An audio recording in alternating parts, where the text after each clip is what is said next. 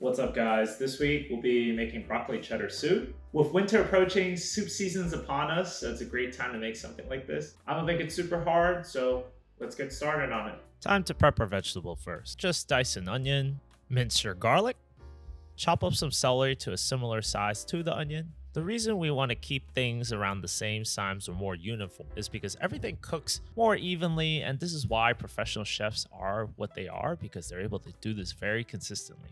We're home cooks though. No need to go that crazy. So just do the best you can.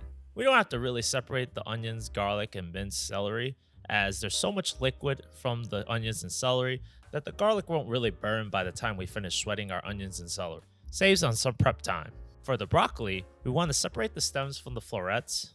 Cut the stems into similar size to the onions and celery, and we want to make this smaller because it's tougher, although it has a lot more broccoli flavor than the florets. And then cut the florets into smaller bite-sized pieces that you can fit on a soup spoon.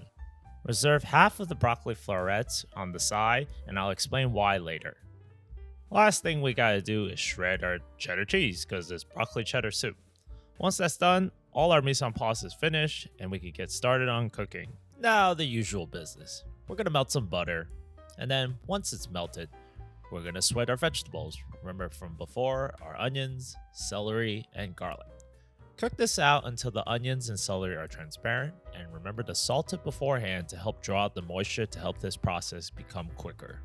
We're going to add flour for a roux. A roux is equal parts flour and a fat. In this case, our fat is butter. I just added the same amount of flour that I used for the butter as well. We're going to cook out the flour to get rid of the raw flour taste. Should take anywhere from 2 to 3 minutes. Once that's done, we're going to add in our canned chicken stock.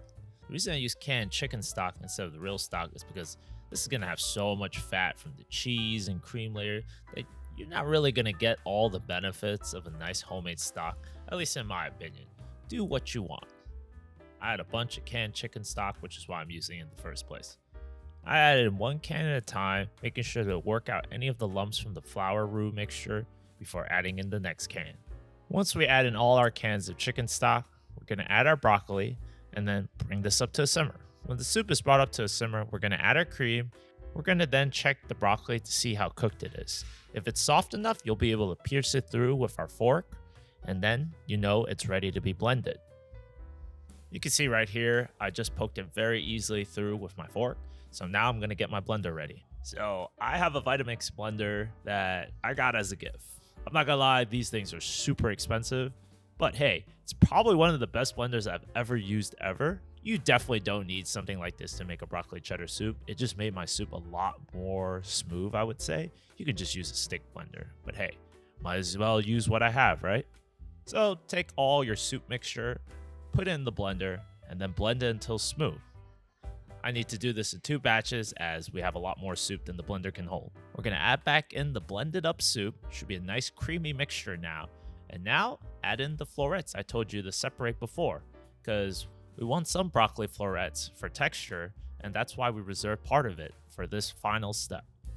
We're going to add it in, let it bring up to a simmer again, and then add in your cheddar cheese as well until melted. Cook this down until the broccoli is nice and tender.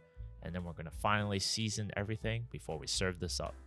Make sure you do the final seasoning step, as we want to make sure the soup tastes great before we serve it up. All it is just taking a spoonful, tasting it, and then adjusting the salt levels before you serve it up.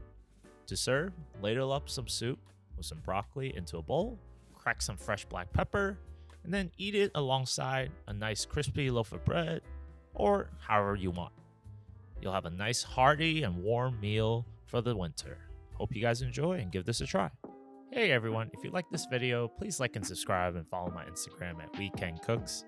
Happy holidays and thanks for the support.